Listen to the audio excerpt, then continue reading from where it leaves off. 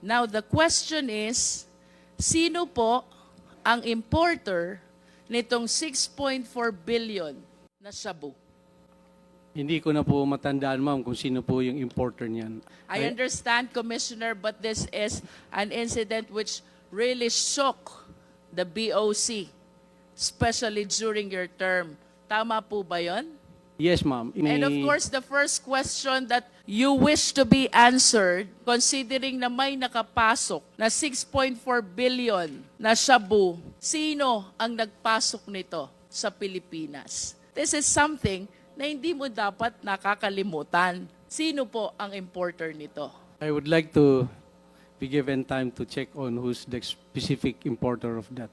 As head of the BOC, nalusutan ka ng 6.4 billion na shabu, nakapasok sa bansa, that is equivalent to 604 kilos. Diba? The first question that will pop up in your mind, sino ang nagpasok nito? So we will now proceed with the interpellation of the members to our resource persons. The first on the list, in this list, is Congresswoman JINKY LUISTRO. You are recognized. Thank you, Mr. Chair.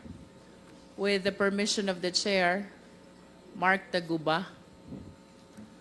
During the previous hearings, you made mention about various parties which have participation generally in the shipment of goods, and if I may include, in some cases, in the evolution of this you call TARA system, which allows the shipment to avail of the green lane. Some of the parties which you mentioned includes the shipper, the consignee, the custom broker, and even a command center. Do you confirm this? Yes, Your Honor.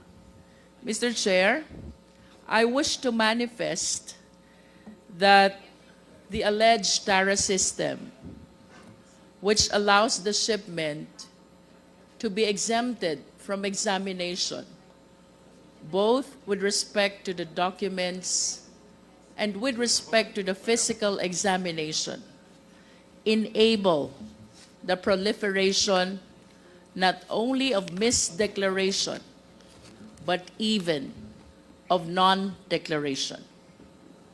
Mr. Chair, it is clear that with misdeclaration and non-declaration, the Philippine government is losing huge amount of revenue. And worse, Mr. Chair, during the interpellation, not only of Mr. Taguba, but even of Mr. Guban, the members ask, since when this TARA system and this green lane have been happening? I recall that they responded with, since time immemorial. I cannot help but imagine how much losses the government has incurred already because of this TARA system, which has been happening in the Bureau of Customs, as they say, since time immemorial. Mr. Chair, with that, this humble representation feels that the government's sovereign power is violated not only because of the losses it incurred, but even because of the laws which were violated. By analogy, Mr. Chair, this is synonymous to double jeopardy. Nalugi na ang gobyerno, winalang bahala pa ang batas ng Pilipinas. This is very alarming, Mr. Chair. And this prompts this representation to go back to the basic, to the fundamental system of the Bureau of Customs, And with that, I wish to direct my next questions to the representatives of the BOC. Please walk us through. Pakikwento po sa sambayanang Pilipino how the shipment, how the importation works, considering the tariff system and the color-coded lane which has been shared to us by our resource persons. Mr. Chair, may I ask our former commissioner, Commissioner Faeldon,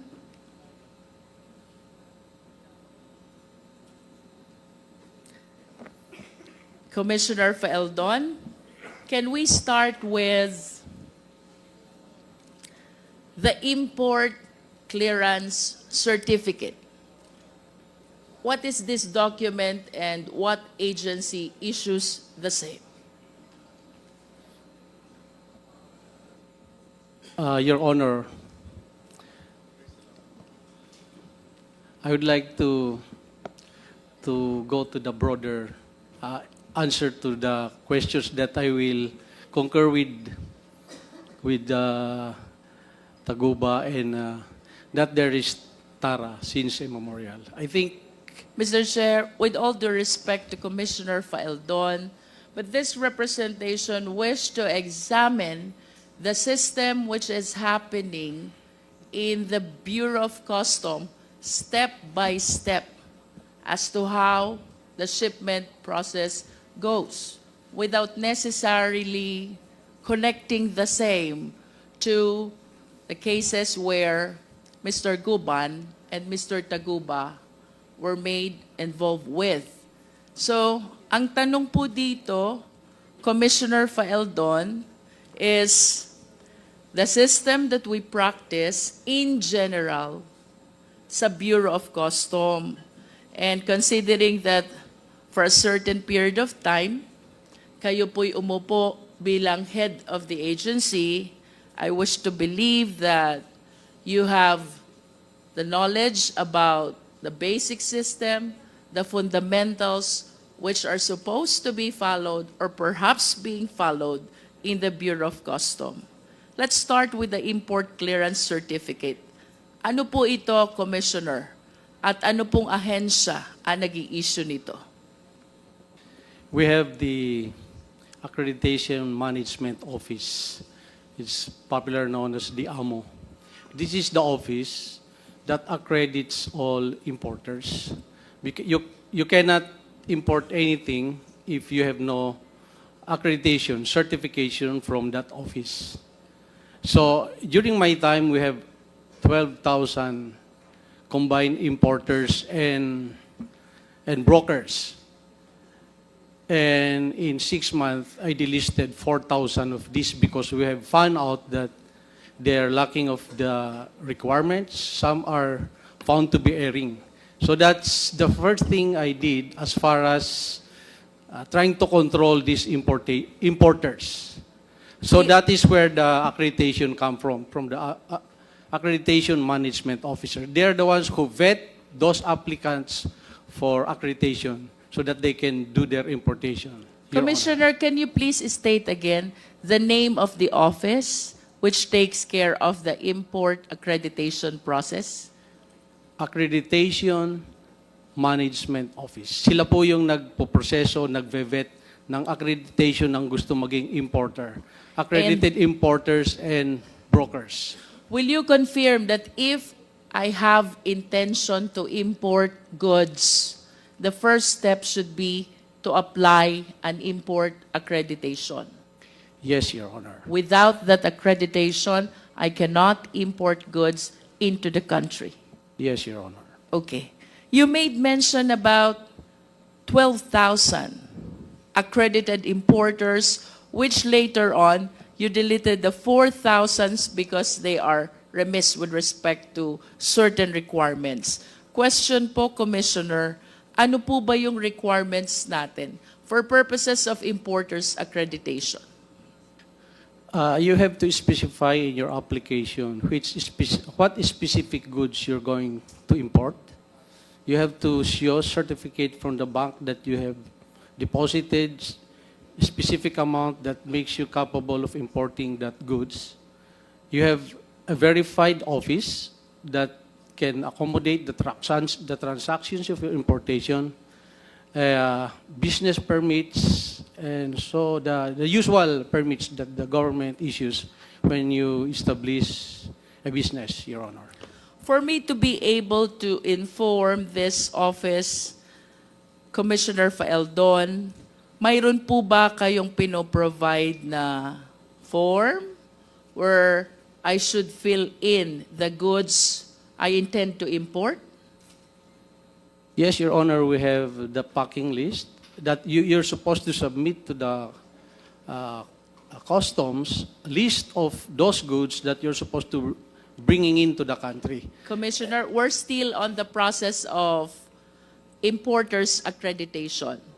Yes, Your Honor. There's different codes of every commodities. But this is not yet packing list, right? Yes, ma'am. Yes, ma'am. Okay. This is international codes. All countries have the same codes of different goods. So we Balikan po natin, Commissioner, yung goods. Ano pong form yung ginagamit sa BOC in describing the goods for the purpose of applying for importers accreditation? I cannot remember the codes. There are thousands of codes, sir, representing specific goods, sir. But But the form is provided by the BOC. yes, ma'am. It's And- also in the website. It's publicly accessible in the website of BOCs. Is And you is it correct to say that in the form there are codes that you mentioned? The Yes, ma'am. applicant is supposed to select which code corresponds to the goods You he intend to intended import. Yes, Your Honor. Thank you. With respect to bank documents, Commissioner Faeldon, what specific document do you require?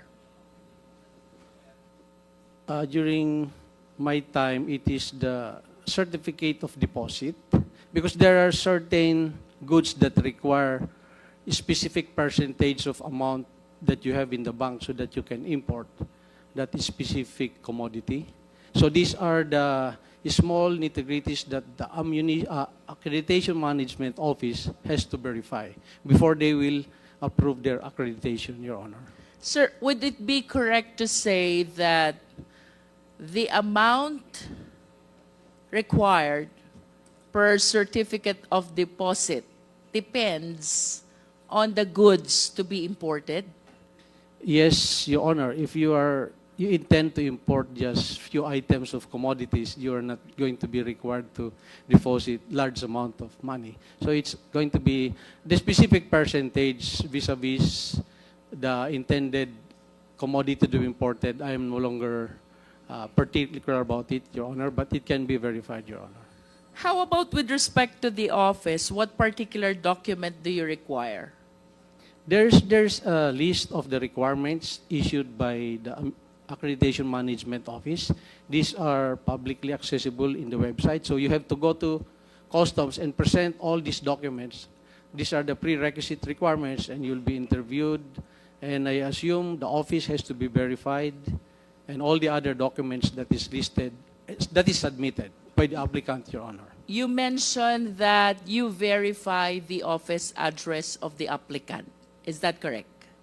That's supposed to be some of the requirements because some of the 4,000 we delisted, when we verified those addresses, it's actually non-existing addresses. That's why we delisted them.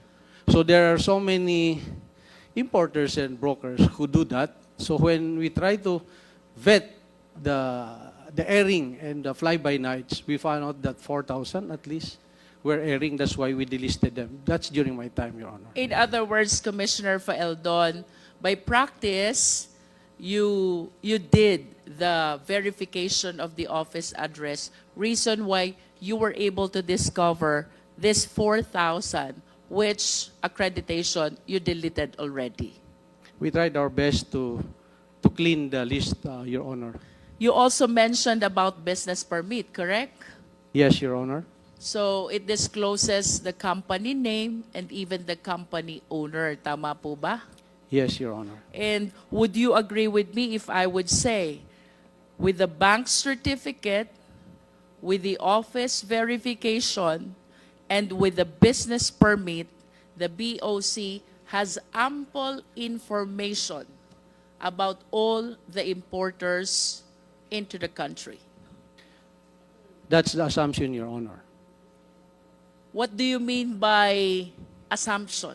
If all those documents are truthful, that's why they have to personally verify. What we're talking about here, with respect to the actual practice and system and not with respect to assumption, Commissioner Faeldon. So I suppose that all the information that you're giving before this committee were practiced at least during your time as Commissioner of BOC. Tama po ba? Ma'am. In other words, during your time, Commissioner Faeldon, all importers' information are within the safekeeping of the BOC, considering the ample requirements that you are requiring initially for purposes only of importers' accreditation. The newly accredited importers during my time, I specifically instructed the chief of the Accreditation Management Office to be very stringent, not stringent, but to be very careful about accrediting, because at that time we were delisting more than 4,000. So we do not want to replace them with another erring importers and brokers, Your Honor. In all fairness to you, Commissioner Faeldon, because you were the one who deleted this 4,000 because they are not compliant with your requirements and your rules, it is the humble submission of this representation that having applied that system, then you have all the necessary information about the importers accredited by the BOC. That is a manifestation.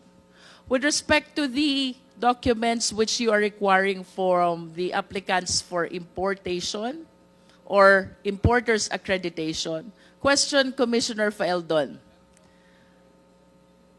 Alam nyo ang pangalan ng importer? Of course. Hindi po. It's the company that's listed, not all the time the owner, ma'am. So we cannot really say that we know the owners of the importers, but the So names. it depends. If the importer is an individual, Yes, ma'am. you will know the identity of the person. The AMO office may know, Your Honor. Okay. But if the importer is a company, then at least you have the name of the corporation. Tama po ba? Yes, Your Honor. And for you to know the owners of this corporation, I wish to believe that you required also the articles of incorporation and the GIS of this corporation who applied for importers accreditation. Tama po ba yun? Yes, Your Honor, the usual business requirement. That's actually what we do kapag ka ang applicant ay corporation. Normally, even for purposes of business permit, ang kasunod po nating hinihingi is articles of incorporation along with the general information sheet. Do you agree with that, Commissioner Faeldon? Yes, Your Honor. O balikan ko po yung first question ko. You have the means to know kung sinong importer, whether he's an individual or a corporation, considering the documents that you are requiring during the importer's accreditation process. Verifying the documents in the office, I think the customs has the means to do that. Yes. But going actually to check on the offices, that is where the customs lack the capability to personally verify some 12,000 offices nationwide. But at least you were able to delete 4,000 out of the 12,000 accredited importers, because you said earlier, because of verification process, you found out that These 4,000 are not compliant with the requirements. Some do not have the necessary office address. Tama po ba yun, Commissioner? Yes, ma'am. And some of those who were delisted were frequent violators of import laws.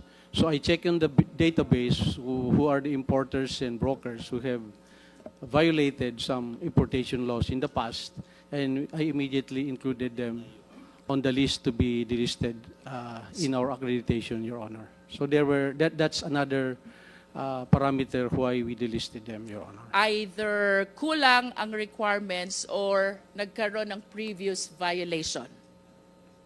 Yes, Your Honor. And of the 4,000, not one of them went to court and contest their delisting of their company in the No one accredited. attempted to question why they were I cannot deleted. I cannot remember even one of them who went to court and question their delisting from the accredited, Your Sir, Honor. balikan ko po yung documents na nire-require nyo during importers accreditation process. With those documents, you can determine also the address of the importer, correct? Yes, Your Honor. With those documents, you can determine also the contact details of the importer, correct? Yes, Your Honor. And with those documents also, you can determine also what type of business does the importer conduct. Yes, Your Honor. And you can also determine the affiliations of this importer. Outrightly, I suppose the AMO should be doing a due diligence, AMO office, in checking the affiliations of this, or this applicant has been previously delisted, a company under his name or her name has been previously delisted. Those are the assumptions that the AMO office has to do due diligence in checking those circumstances, Your Honor. And with those documents, sir, definitely we can determine also the nationality of the importer. Of course, because Yes. there should In be a conclusion, nationality sir, written under the SEC or DTI registration, Your Honor. In conclusion, Mr. Faeldon, if I am an importer, generally speaking, it is very difficult to hide basic and important information from the Bureau of Customs. Do you agree? Yes, Your Honor. Thank you. I wish to direct my next question still to the BOC. Commissioner Faeldon, are you aware of this shipment number MCLU 61881? I'd like to request Your Honor to please refresh my memory. I cannot remember that, ma'am. MCLU 61881 pertains to the 6.4 billion smuggling of shabu, equivalent to 604 kilos of shabu, in which case Mark Taguba was convicted for smuggling of shabu by the regional trial court. That is MCLU 61881. Kanina po, Commissioner, you said, you admitted with the documents which are being required during importers accreditation, walang kayang itagong information ang importer sa inyo. Now, the question is, sino po ang importer nitong 6.4 billion na shabu? Hindi ko na po matandaan, ma'am, kung sino po yung importer niyan. That importation has been a subject of a long court litigation. I understand, Commissioner, but this is an incident which really shook the BOC, especially during your term. Tama po ba yun? Yes, ma'am. If I may... And of course, the first question that you wish to be answered, considering na may nakapasok na 6.4 billion na shabu, sino ang nagpasok nito sa Pilipinas? I want to refresh your memory, Commissioner Faeldon. Walang makakapag-import without the importer's accreditation. You likewise said, what with the ample requirements which are being required from the importer, walang kayang itagong information ang importer from the Bureau of Customs. Now, we are talking about this specific shipment that pertains to 6.4 billion of shabu, which shook the Bureau of Customs and even your leadership of the BOC when this shabu was apprehended in the Valenzuela warehouse. Question, Commissioner. This is something na hindi mo dapat nakakalimutan. Sino po ang importer nito?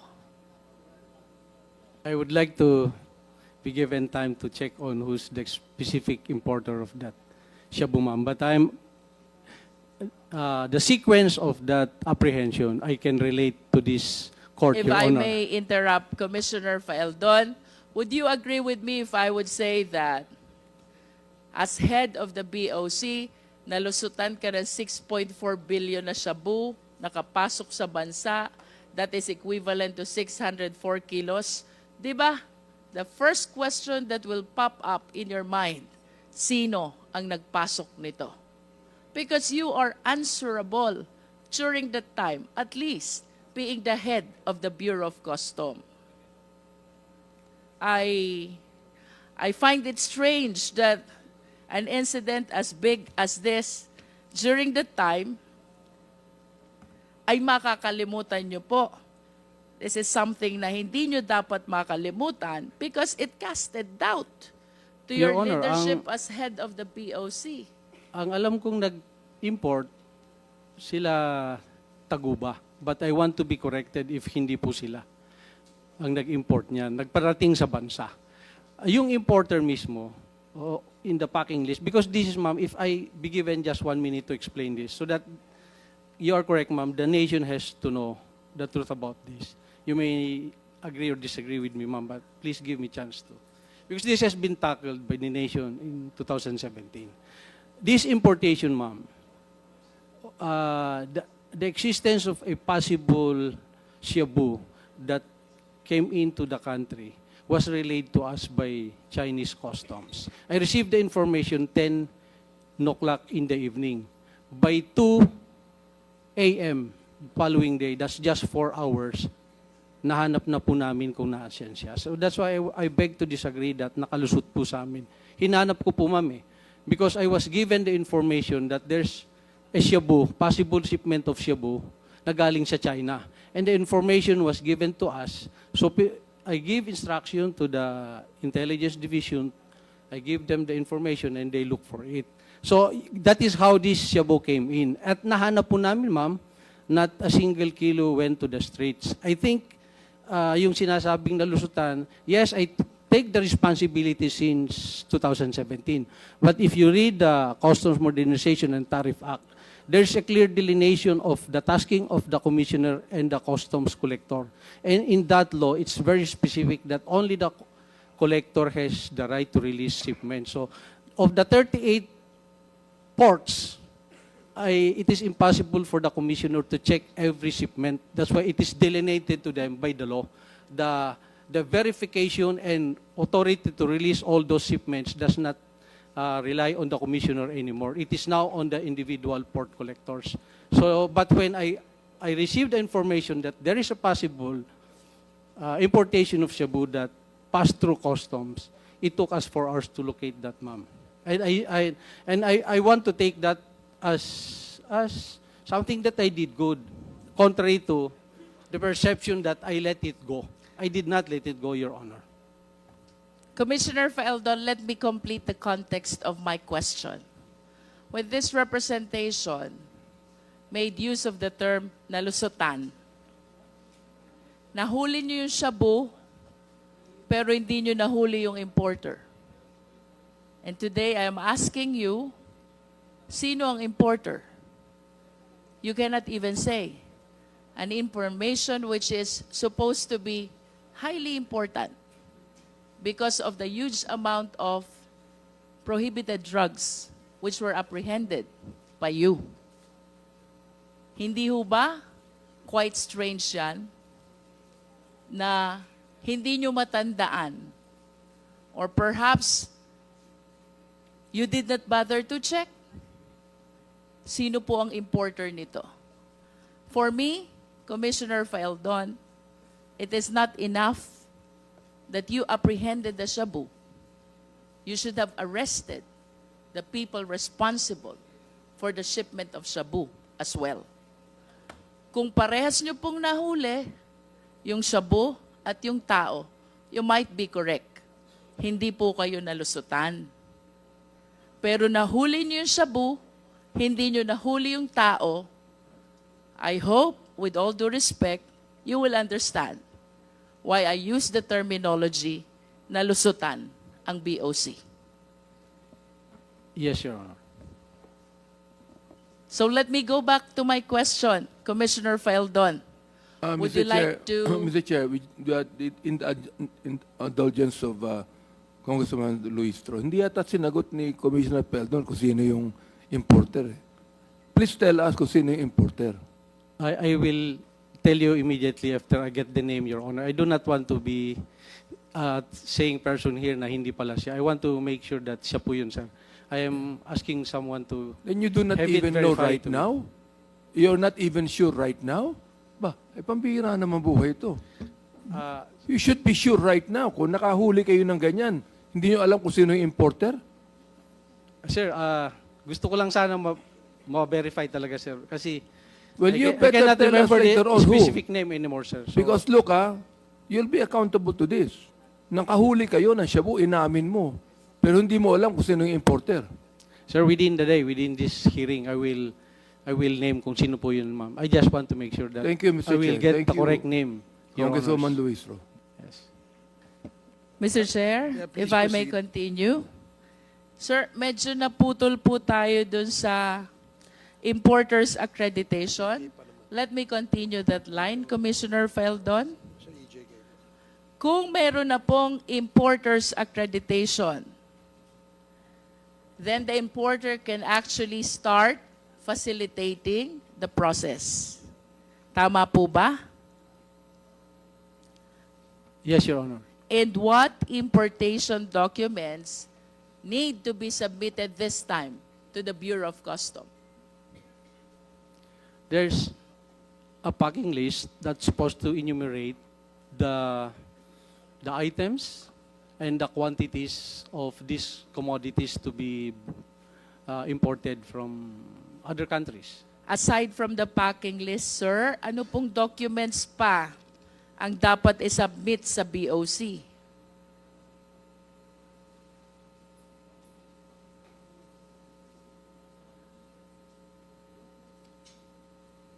This is the importation proper already. The importer already secured the accreditation. So, mag-i-import na siya. What documents need to be submitted to the BOC? You mentioned about the packing list. What else, Commissioner? The specific term, ma'am, I cannot mention it, but these are the invoices of these commodities from the corporation or from the manufacturer. You get these commodities. This is to attest that the amount you specify there is correct. Dito po yung invoice from the manufacturers where these commodities will be coming from, Your Honor. The packing list contains the description and the quantity of the goods, correct? While the commercial invoice contains the value.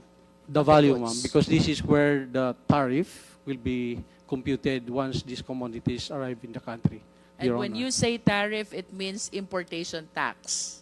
Yes, Your Honor. Does it include bill of lading, Commissioner? Yes, Your Honor. Ano po bang nilalaman naman itong bill of lading in the interest of the Filipino people? Until you physically open the commodities in their packaging, it is very hard to assume that these are exactly the same as it is stated in those documents, Your Honor. Yes, but with respect to the document bill of lading itself, what do we see from the bill of lading? The shipment where these commodities will be coming in. Can you please cite the information we see from the bill of lading? Yung mga anong barko siya nakasakay, what are the containers, so that this can be tracked. Containers reference number?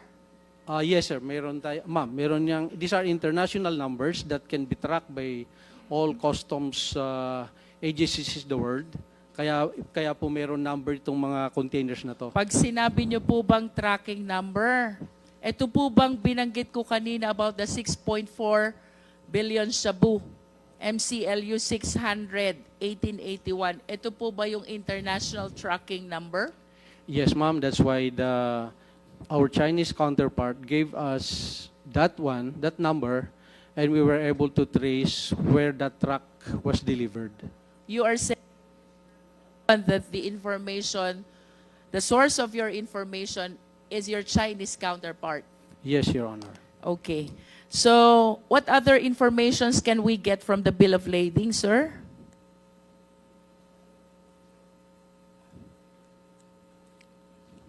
We have the international tracking number.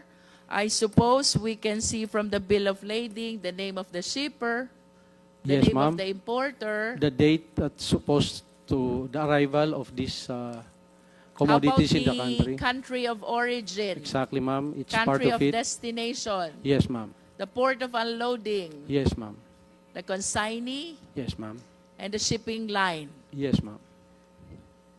Can we determine through the bill of lading also the people facilitating the shipment here in the Philippines, apart from the importer, like for example, custom broker? The brokers. Pardon me, but I am not real particular if it's the brokerage is part of that, or it's a different transaction that a broker So you are will. not certain. You are not certain. If Yes, the ma'am. I'm not broker's very sure name whether is it's the indicated broker is also. included there. I'm not sure, ma'am. Saan po ginagamit, sir, yung special certificate or permit? This is among the documents which are being submitted to BOC. Saan po ba ginagamit to? Saan goods ito applicable?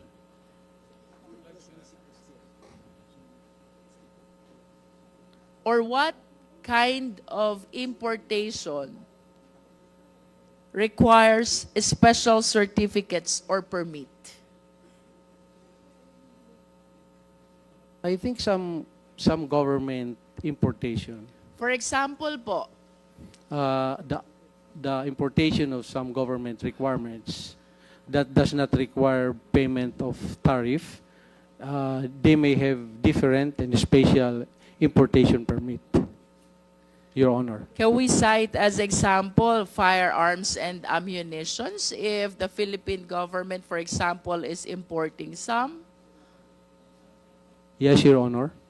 Ano po yung special permit na tinutukoy doon? The specifics of the permit, I cannot. And that permit is issued by the Philippine government? They have to get.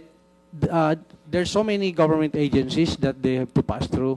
There's an approval from the Philippine National Police, from the finance.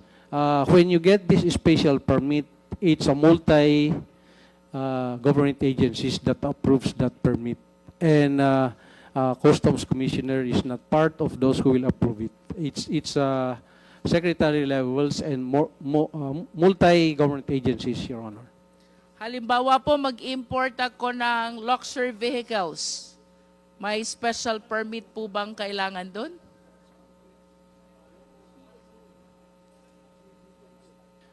I would like to report back to you, ma'am, if importation of luxury is required to have a special permit. But second-hand luxury, not allowed, definitely, is, except when there's specific, I don't know if there's specific law that allows importation of of second-hand or slightly used luxury, but I would like to revert back to you, ma'am, if importation of luxuries requires special permit, Your Honor. How about if I will be importing high-end branded garments or bags? Special permit required din po ba? I think the brand owner has to have a certificate that this specific, let's say, Hermes, are we talking about? Yes. They have to certify that these are genuine. So the certification being referred to here is issued by the company of the high-end brand. Yes, ma'am, because if this brand came into the country without those certification, they are subject to apprehension, Your Honor. I have this information that among the importation documents also is the classification of goods. Do you confirm this? Yes, Your Honor. And among the classification of goods, kasama po dyan yung general merchandise. Yes, ma'am. Diyan yung general merchandise po, yun yung medyo magulo kasi there are so many commodities that's classified general merchandise. So diyan po tayo nagkakaroon ng maraming problema sa ating peer. Can you please enlighten us, Commissioner? Ano po ba yung problemang na-generate nitong classification na general merchandise? Mag-import ng, let's say, mga non-branded sapatos, mga damit, pero hahaluan na yan ng kung ano-ano na high-end commodity or prohibited commodities. Usually, dun sa general merchandise, tayo nagkakaroon ng problema. So, pinapasok na nila dun yung mga kontrabando. So, hindi siya nakalista dun sa packing list nila. Talagang dun sa general merchandise, yun po yung madalas maabuso nung importer. And the brokers, sometimes the brokers, they really don't care kung ano yung laman ng containers. So, yan po yung nagkaroon tayo ng, that's where the corruption and so many other problems come into play, yung sa general merchandise. Your Commissioner, I will go back to you. Mr. Taguba, I remember during your previous testimony, you made mention of general merchandise in relation to TARA system. Can you enlighten us on this? Your Honor, yung general merchandise po, iba-iba po kasing may-ari nun. So, Iba-iba ang may-ari. Opo. Yung isang container, pwedeng may footwear, pwedeng may kitchenware. So, iba-iba. Hindi naman siya kontrabando, pero hindi siya dinedeclare kasi mahaba eh. Pag i-declare mo siya, ang may-ari ng container, ay yung may-ari ng produkto, sobrang dami nung laman ng isang container eh. So, hahaba yung ililist mong items.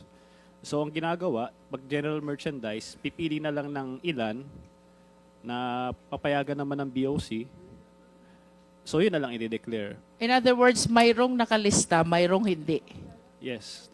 General description po.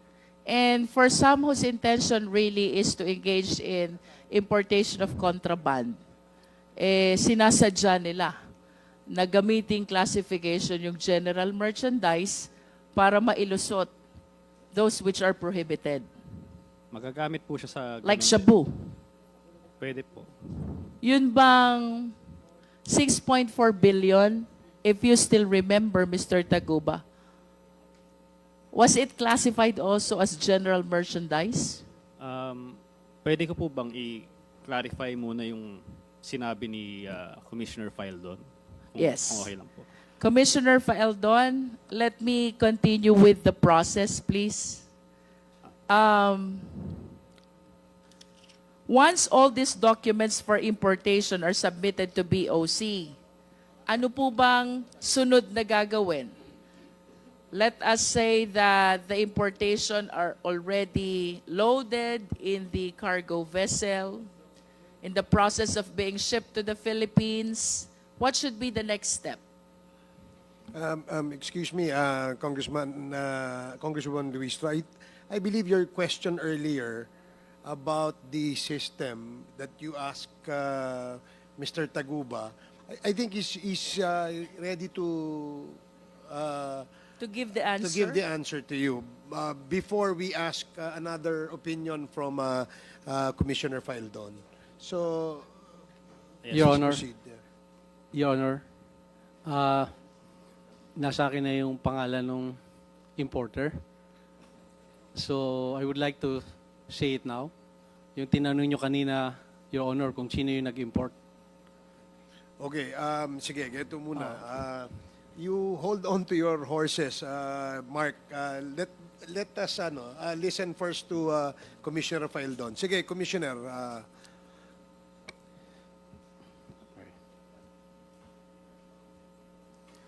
Yung importer po, ma'am, is a company na EMT Trading. EMT Trading.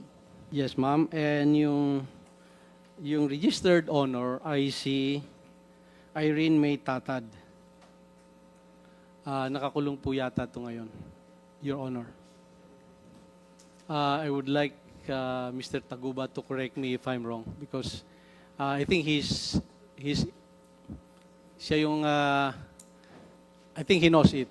Okay, so sige. kung mali yung aking sinabi, I would... So, ang consignee dun sa importation na yon ay EMT Trading. Tama, Commissioner? Yes, Your Honor. Okay. The registered owner is Irene May Tatad. I'm sure Mr. Taguba may clarify this if this is wrong or not. Sige. Your Honors, thank Okay. you. So, earlier, si Congresswoman Luistro asked a question to Mr. Taguba with regards to the sistema, no? Yung sistema, paano dinideclare ang goods kung ang laman ay kontrabando. Sige, please continue. Yes po, Your Honor. Pero po ang tanong po ni Anpo ay kung yung ba ay may shabu doon galing sa container na yon. Naalala ko po kasi sinabi lang kanina ni former Commissioner Faeldon na merong information from China. So, meron pong nag-testify sa court, taga-BOC, si Rainier Ragos po. Ang tinestify po niya sa court is yung warehouse po, kung saan po yung natagpuan yung shabu. Wala pong container na nakalagay doon sa text message na yun. Excuse me, Mark. Anong ibig mong sabihin? Yung may-ari ng warehouse, ang consignee? Ay, yung sa shabu po na yung sinasabi po niyang information from China. So, an information was shared to Commissioner Faeldon, no, by your counterpart from China. And the information was, merong shabu ang warehouse. Yun po ang information. Pero ang sabi po kasi kanina ni former Commissioner Faeldon, merong container number na binigay.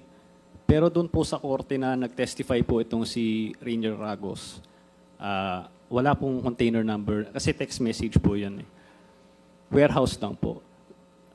Mr. Chair, I wish to be Please proceed. clarified. Mark, yun bang nahuli sa warehouse, container ba yun? Or yung metallic cylinder lang? Yun po, metallic cylinder lang po. Wala na yung container? Wala na po. Ito po yung timeline po niya. Na-deliver yung container May 24. Nagka-raid na siya May 26 na siya. In other words, the other merchandise inside this MCLU 600 1881 were delivered actually to their respective owners. And it was the metallic cylinder only which was discovered in the warehouse in Valenzuela. Pero pwede ko rin pong sabihin na pwedeng hindi doon ang galing yung metal cylinder dahil hindi naman nakita yung unloading. Pag tinignan nyo po yung logbook nila, may mga ibang container na na-deliver doon. So, sa tingin ko, na ituro lang yung container na yun, meron din akong text message no, na galing kay Kenneth Dong na nung araw na yun mismo, nangihingi siya ng dokumento nung container number na MCLU 600-1881. Tinanong ko siya kung bakit, pero hindi na siya nag-reply. Ako naman, dahil parang wala naman sa akin yun, binigay ko na lang. Ang duda ko kasi, yun yung naging dahilan kaya naituro yung container na yun. Siguro kung hindi ako nagbigay, ng dokumento na yun, nung time na yun, baka hindi yun yung naiturong container. Would you know the reason why Kenneth Dong was asking for the documents of that particular container? Si Kenneth Dong po kasi, middleman lang po siya. So, ang may-ari po kasi ng warehouse is si Richard Tan. Pero hindi kilala ni Kenneth Dong si Richard Tan, si Manny Lee lang. So, may middleman pa uli. Kung hindi po ako nagkakamali, nag-hearing na po sa Senate ito noon, nang hingi ng dokumento si Manny Lee sa kanya. Itong MCLU 618-81. So siya naman, hiningi rin niya sa akin, parang ano lang. Tapos binigay ko sa kanya, binigay niya kay Manny Lee, ayun siguro nakarating kay Richard Tan, yun ay naituro na container. So, hindi ko, ano lang po ito parang assumption ko lang po, theory ko lang po. Kasi wala namang container na natagpuan doon mga cylinder lang po. Was this container ever discovered during that time? Kung nasan itong container na to? Wala na po yung container doon nung 2 araw na nakakalipas So, ang nakita na lang doon is yung mga metal cylinder na may nakalagay nga doon na na papel, yung Fidel Anoche D. Yun na yung pinagbasehan nila. But do you confirm that that container, the shipment inside that container was classified as general merchandise? Yes, Your Honor. Kasi per your narration, kapag general merchandise, maraming may-ari, various types of goods. But I wish to emphasize what you said, na pwede yung metallic cylinder ay hindi naman ang galing dun sa container na iyon. Kasi wala ng container na nakita sa loob ng warehouse. Wala po, hindi po. If that is the case, Mr. Taguba, what therefore was the basis why you were made accountable for the metallic cylinder when there is no proof that that is one of the contents of that container? Yun po. Yung packing list naman, kailanman di ko nakita itong packing list na ito Does the packing list mentions about metallic cylinder? Wala po. Yung sinasabi kong packing list, yung ANHI packing list, hindi po siya official document. Kailanman di ko siya nakita. Hindi siya sinabit sa BOC. Ang nakakaalam lang nito is si Manny Lee, sila Richard Tan, na yun, di umano, merong metal cylinder. And I remember you also testified before na you have a packing list with a stamp of the BOC, and another packing list was produced during the hearing in the court without the stamp of the BOC, and that was the one which was appreciated by the court. Yun po yung nangyari. Do you still have with you the packing list with the stamp of the BOC? Ano na lang po, Xerox copy na lang po. But it still bear the stamp of the BOC? Yes po. Inano naman siya, verify po siya ng BOC na si Dennis Maniego na ito ay totoong dokumento. So, kahit wala yung original copy, kasi sinasubmit syempre sa BOC, kahit Xerox copy lang siya, pinatunayan naman na totoo ito. At gusto ko lang din iklaro yung AFTA. So, ito po yung isang special permit din po ito. Hindi naman permit, kumbaga, para makabawas sa tax. So, ASEAN-China Free Trade Agreement, hindi po ako nagkakamali, yun po ay may tatak po ng Quarantine Bureau ng China na in-inspect po siya.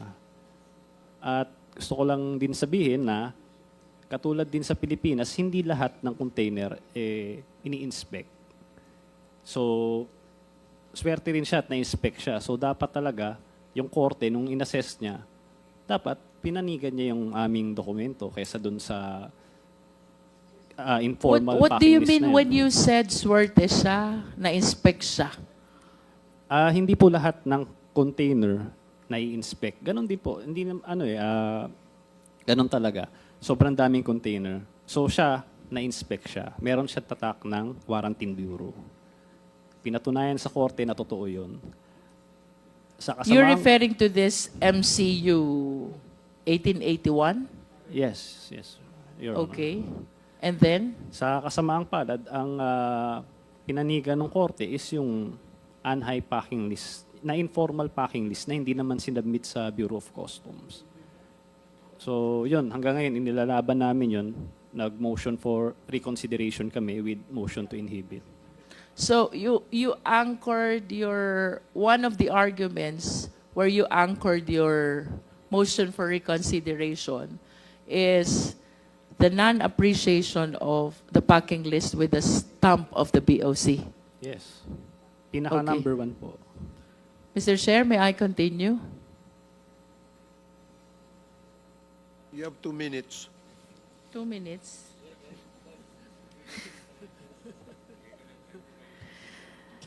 Commissioner Faeldon, I recall there's such a thing as declaration of goods with the BOC. Ano po ito, Commissioner? In paper, I think the declaration of goods is the packing documents where you specify there what are these commodities you're importing and the quantity of each commodity that you'll be importing. I'm sorry, sir, but based on my research, this is different from the packing list. So, what distinguishes a good declaration from a packing list?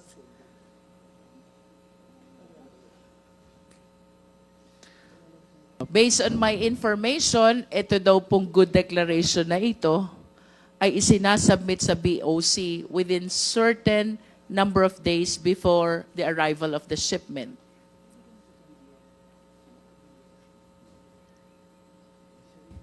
I would like to ask help from the expert if what's the difference between the two, Your Honor. I see. And based on your knowledge, Commissioner Faeldon, ano bang purpose nitong good declaration? Well, in the term itself, that is to give a truthful declaration of what is the importation you're bringing, what is this goods you're importing to the country. I think that's the purpose. Perhaps it describes also the type of goods and the quantity and Exactly, the value. That's why my assumption is this is the packing list, because that is where the specific type of good quantity is being declared. Tama po bang sabihin, Commissioner Faeldon, na on the basis of this declaration of goods, the BOC is able to determine whether it will go through the yellow lane, the green lane, or the red lane? Does this good declaration has something to do with the lane where the shipment will go through? Yes, ma'am. There's an office in the customs that does the vetting of those declaration of good. It is our risk management office.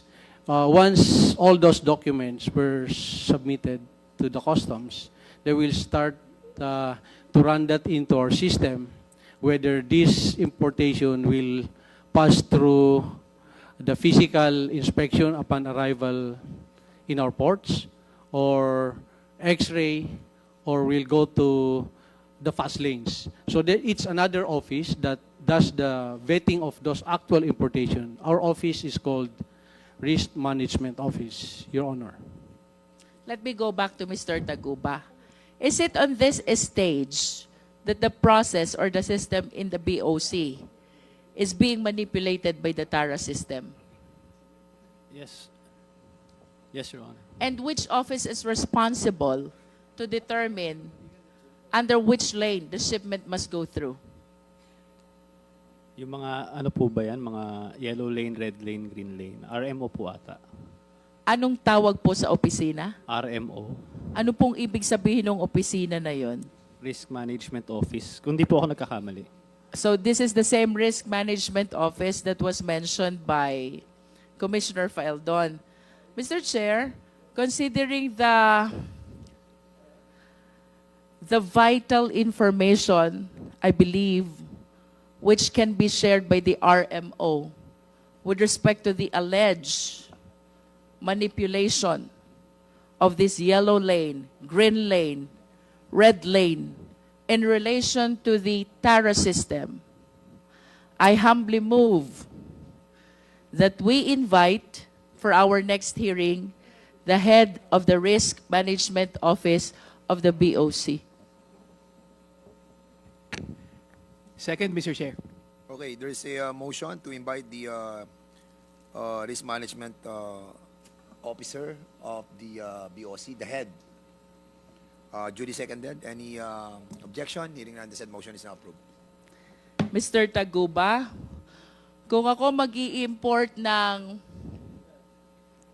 firearms and ammunition, but I will be enrolling myself in the TARA system, alleged by you. So mapupunta ako sa green lane, exempted ako from document inspection, exempted ako from physical examination, malulusot ko ang firearms and ammunitions without knowledge at all of the BOC. Well, unang-una, hindi po ako papayag na magpasok ng ganyan. That is only an assumption. That is a hypothetical question. Pero, yes po, Your Honor. Yes, because you said the reason why you enrolled yourself to what you allege as Davao Group is to be able to avail of this TARA system, which, as described by Mr. Guban, has been existing in BOC since time immemorial. And the significance of this TARA system, kapag nag-green lane ka, exempted ka sa document inspection, exempted ka din sa physical examination. Do you confirm that? Yes, sir. Pwede ko po bang dagdagan yun? Hindi naman po, katulad po ng sinabi niya, time immemorial po, nandiyan na po yung TARA. Hindi po naman namin ginusto na pasukin yung TARA system na yan. Kaya naman ginagawa yan, siyempre, yung mga negosyante, kung makakabawas ka ng babayaran, gagawin mo. Lalo na kung itong mga For some, yes. ito pong But for nagpapakonsolidate. some, there is intention really to bring in contraband. Yung iba ang gusto magtipid lang. Pero yung iba, chances are, the intention really is to bring in prohibited items. Would you agree Yes. with me? Yes, Your Honor. Pero katulad po ng sinabi ko, paano naman yung mga maliliit na nagnenegosyo kung yung kalaban nila na nagnenegosyo din, dumadaan sa TARA system, sila naman hindi. Paano nila maibibenta yung mga produkto nila na hindi nila kayang tapatan yung presyo ng mga taong yun? That is just a portion of a bigger perspective, Mr. Taguba. I am more alarmed about the national security of the country considering the manipulation of the entry of goods inside the country. For the information of the Filipino people, based on the previous testimony of our resource persons, kapag enrolled ka sa TARA system, you avail of the green lane, exempted ka sa document inspection, exempted ka sa physical examination. Kung nasa yellow lane ka, exempted ka sa document exemption, inspection, pero hindi ka exempted sa physical examination. Is that correct? Yes po. At Yes, Your kapag Honor. red lane ka, subject ka both to document inspection and to physical examination. Yes po, Your Honor. Okay. Mr. Chair, gusto ko lang malaman kung sino yung naglagay ng mga ganung lane. Yung ba ay due course ng customs o sino ang naglagay nun? Yung red lane, green lane, BOC na po makakasagot po niyan. ang BOC na mga kagot nun. Hindi ko po alam. Okay, Commissioner Faeldon, ano po yung sinasabi ni Mr. Taguba na red lane, green lane? Ano po yun? Those classifications, hindi lang po yan peculiar sa Pilipinas. Annually, there's a annual Director General's Conference of all customs chiefs in the world. And these are the best practices that has been agreed upon to do. When I assume, matagal na po siya doon. Ibig sabihin, you confirm na merong ganong classification. Yes, sir, but I would like to disagree on some of the requirements stated by one of our speaker here that when you pay TARA, nasa green lane ka. I would like to disabuse that because there's stringent requirements before you go there.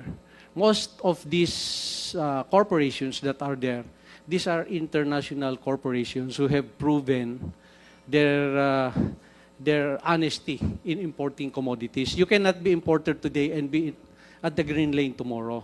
So, I Commissioner Faeldon, you affirm, you confirm that there is a TARA system. Yes, Your Honor. I believe There in is, that. oo. Yes, Your Honor. And you believe that to be legal. Pakiuli, sir, di ko na kuha. Do you believe that to be legal? It's The criminal. TARA system is legal. It's criminal, Your Honor. It is illegal. Yes, Your Honor. Illegal yan. Yes, Your Honor. But you know that there is. Of course, Your And I you know, did Your not Honor. do anything to stop it. I did a lot, sir, Your Honor. What did you do to stop the TARA system? Ang una-una, During sir. your time. Yes, sir. In my small time there, a little over 1 year, in my first week of stint, I requested all the importers and brokers and appeal to them because I agree with your honors that this is since immemorial and we've been losing maybe trillions already. Because wala nagbabayad eh. Si Mr. Taguba sinasabi niya gusto makabawas eh. Ang samang pakinggan eh. Kasi ginugulangan mo na kagad yung bansa eh. Gusto mong kumita, so bawasan mo na kagad yung tariff na babayaran mo. Talagang hindi pwede yan. So I appealed to them. Then after 2 months, unang meeting namin, these are thousands of brokers and importers. I appealed to them na maawa naman kayo sa bansa natin. Yung binabayad yung buwis, para sa atin yan. The second is dun sa trade center. I think more than 2,000 attended. Pero ganun pa rin, sir, eh. Talagang embedded. Marami talagang importers and brokers na gustong kumita. So I started vetting kung sino itong mga airing. That's why we came up with that 4,000 na dinlist namin. Nagalit sila sa akin, of course, but lahat tayo, sir, naglilingkod sa bayan. So, sinasabi nga niya, gusto makabawas. Yes, makabawas sila sa kanilang binabayaran, pero yung taong bayan yung nalulugi dyan.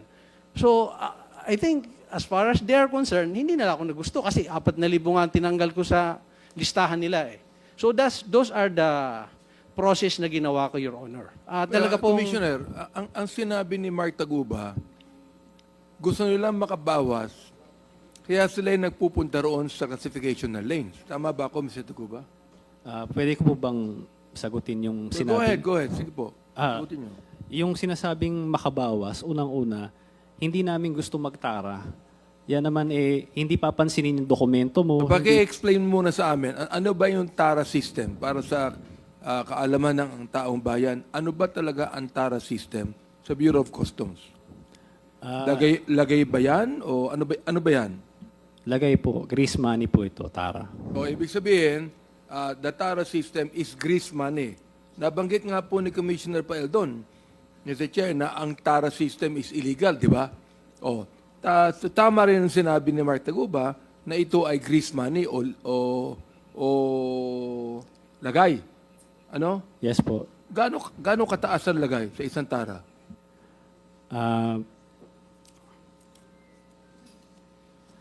Maabot po ng 10,000 kung di po ako nagkakamali. Per container? Per container. Depende po sa opisina. Pero- Anong gusto mong ipaliwanag kanina? Gusto ko lang ipaliwanag na sinasabi niya na yung mga nagpaparating ng mga produkto nila, gusto makabawas, kaya nagtatara. Unang-una, hindi nila kailangan magbigay ng tara kung maayos yung BOC. Kung inaasikaso yung mga papel at hindi kailangan magbigay ng buwis para lang asikasuhin ka, walang magbibigay ng tara. So, sabi nga ni Jimmy Guban dito, time immemorial, nandiyan na yan. So, dapat ang ano dyan is yung tara, kung wala yan, yun yung pinaka-problema eh. Hindi kailangan ng mga nagpaparating ng mga produkto na may tara. Kaya sila nagtara kasi yung mga kakompetensya nila, mas mababa yung binabayarang buwis. Paano ka makikipagkompetensya sa kanila kung mas mababa yung buwis nila? O Commissioner Faeldon, kanina nabanggit mo na nababawasan yung ibinibigay sa bayan, no? Eh, itong tara, hindi naman sa bayan nabibigay ito sa bulsa eh. Di ba? Yes, Your Sa Honor. bulsa na ibibigay yan eh. Yes, So, Your paano Honor. may papaliwanag mo sa amin ngayon na nababawasan yung ibinibigay na dapat na ibigay sa bayan natin? Tama po kayo, sir. That's why yung first meeting ko sa kanila, this is exactly how I appealed to them. Kung meron kayong alam na erring BOC officer na tumatanggap ng tara, ay pwede nyo bang ireklamo, pumunta kayo sa opisina namin at ibigay nyo sa amin yung pangalan. Sir, after 6 months, Wala bang sinabi sa'yo, meron ka pang salita, Commissioner? Wala bang binanggit sa'yo mga pangalan ng panahon mo? Wala ba? sir, nag-appeal ako for 6 months. Of the 12,000 importers and brokers, kahit Wala. isa sa kanila, walang nagsabi na mayroon tumatanggap ng tara. So that is our problem. No one is willing among them to complain kung sino yung taga-BOC na tumatanggap. Ibig sabihin, natatakot po sila magsalita pag wala kayo natatanggap na report. Nakakapagtaka po naman, Commissioner Faeldon, pakituruan niyo po ako na hindi niyo po alam kung sino yan, samantalang kayo pong Commissioner. Your Honor, ang hirap pong mag-akusa ka na wala kang ebidensya. That's why sinasabi ko, tama po, I believe na may tara. That's why in my first 6 months, I appealed to them. Please go to our office and let us know kung sino po itong Meron ka bang tumatanggap salita? ng tara. Hindi talaga maaalis ang korupsyon. Pag ganyan. I would Ngayon, like to ask also, sino po yung ating ano ngayon? Miss Commissioner La Peña, kayo po ngayon ng ano? Sino ang ating ano ngayon? Sino ang ating BOC ngayon? Mr. Chair, Sige po. I just Yes. manifest that I Yes. am yielding whatever time is remaining for me to Chairman Abante as I need to move to my other committee for a hearing. So you're yielding your time to... Yes, Mr. Chair, and I am soliciting the Because the, permission of the yeah. chairman to leave this Because committee the hearing. interjection was so long. That's the reason why? Okay, thank you so much, Congresswoman Jinky Luistro.